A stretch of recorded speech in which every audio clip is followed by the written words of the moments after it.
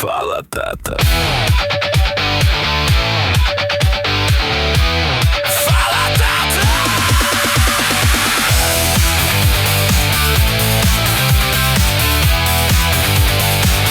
Fala, Tata.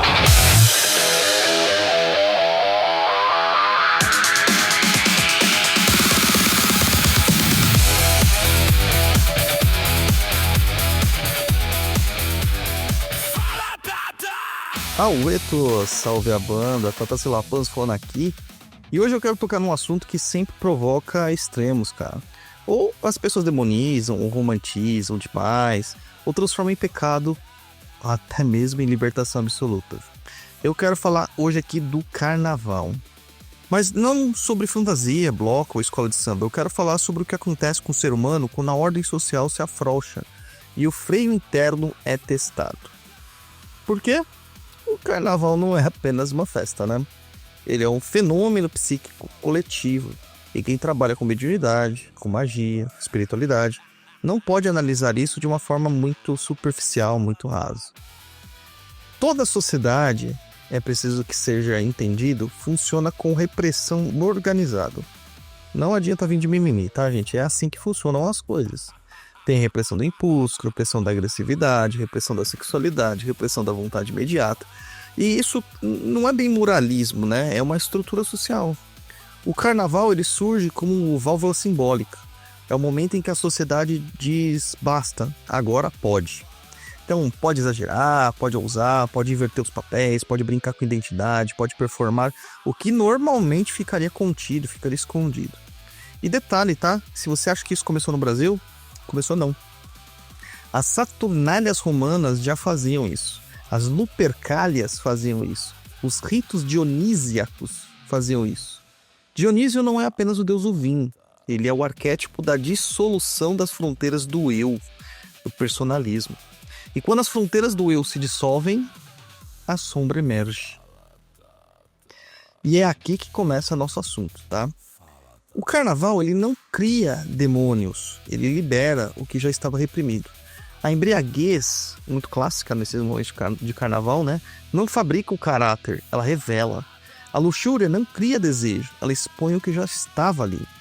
O descontrole coletivo não implanta sombra, ele suspende a censura. E aqui está a diferença entre catarse e degradação. Catarse é descarga consciente, degradação é perda do eixo.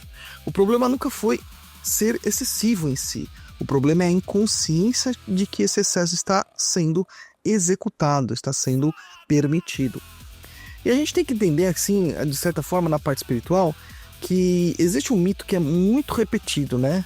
Que no carnaval os espíritos negativos ficam soltos e tal, né?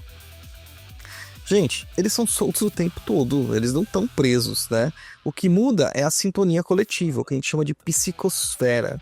Quando milhões de pessoas entram simultaneamente numa vibração de embriaguez, de desejo desordenado, medo religioso ou culpa moral, isso afeta essa psicosfera.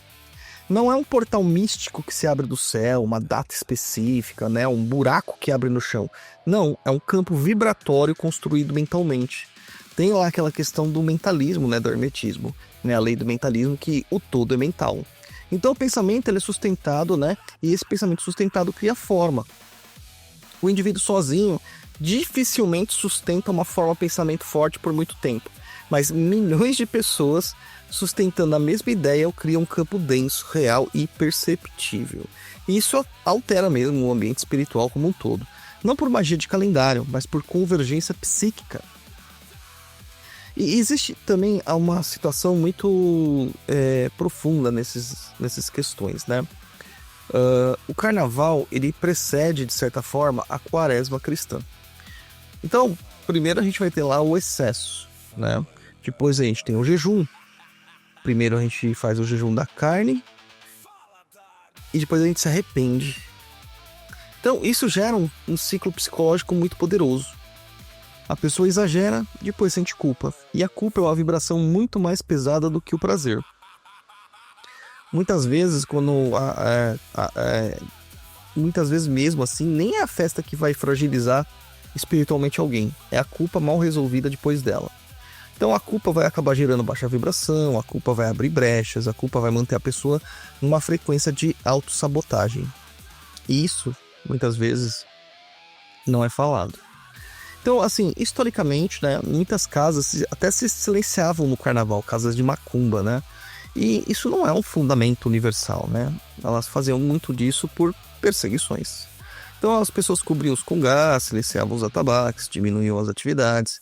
Era meio que uma estratégia de sobrevivência para que aquela situação continuasse acontecendo, né? Mas hoje a questão é outra, tá? O ser humano, ele está mais desorganizado nesse período. E não seria justamente quando ele precisaria, nesse momento, né, de mais orientação espiritual, por estar desorganizado? Seria, né? Esse é o momento da culpa, da necessidade de ter o contato da espiritualidade. Então os terreiros deveriam ficar abertos, né? Mas é aqui que entra a maturidade. As pessoas, elas dizem que não se faz trabalho espiritual sem preparo. Estão certas. Não se abre gira sem eixo. Estão certas. Não se usa entidade para justificar a responsabilidade pessoal. E elas estão certas. Só que isso tem que ser trabalhado dentro de um processo aí de egrégora. Então os terreiros, eles têm que trabalhar espiritualmente e se preparar para esse trabalho. As giras, elas têm que abrir com fundamento. Não é por causa que teve esse arrobo do calendário que a pessoa vai simplesmente deixar de tocar a gira. E a gente vai usar as entidades de forma muito responsável. Não foi Exu que me jogou na esbórdia. Não foi Exu que me fez beber. Fui eu que bebi. E hoje não estou preparado para trabalhar com Exu, então vou me purificar. Então quem trilha o caminho espiritual precisa saber manter a vibração, mesmo quando o ambiente está denso. Um detalhe que a gente sempre não acaba esquecendo, né, é que existe um fenômeno psicológico estudado há muito tempo, que é a dissolução do indivíduo na massa. Na multidão, o senso crítico diminui. É o famoso, né, Maria vai com as outras. A responsabilidade individual dilui. O comportamento extremo se torna mais provável. Muitas pessoas tomam coragens que elas não teriam quando elas estariam sozinhas, né? Isso, de certa forma, até pode ser libertador, mas também pode ser muito, muito perigoso. Depende da estrutura interna de cada um. Se você é mediunicamente sensível, isso importa muito, porque ambientes coletivos intensos drenam a energia. Eles acabam sujando o seu campo áurico, suja os seus processos espirituais.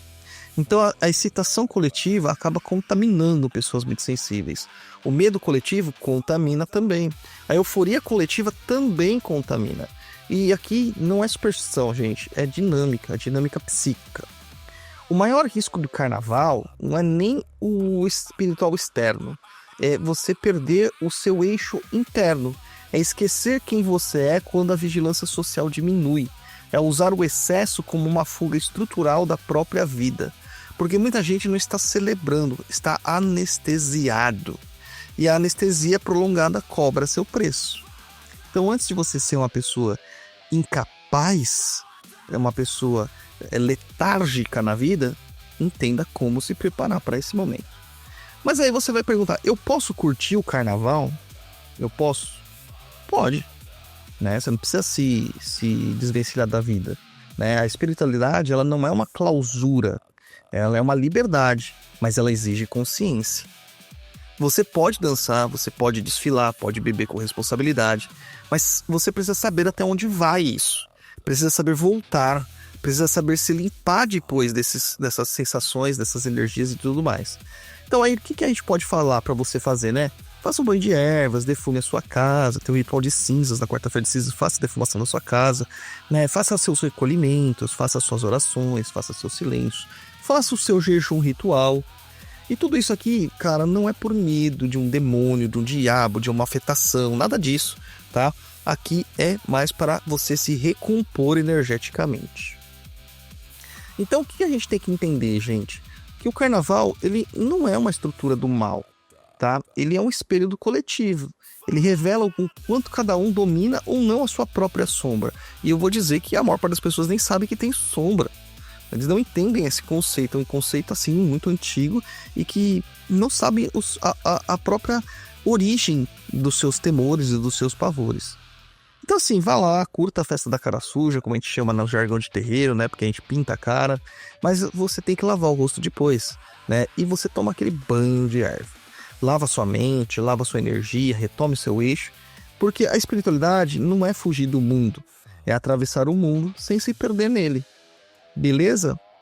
Então, saravá banda, aueto e até a próxima.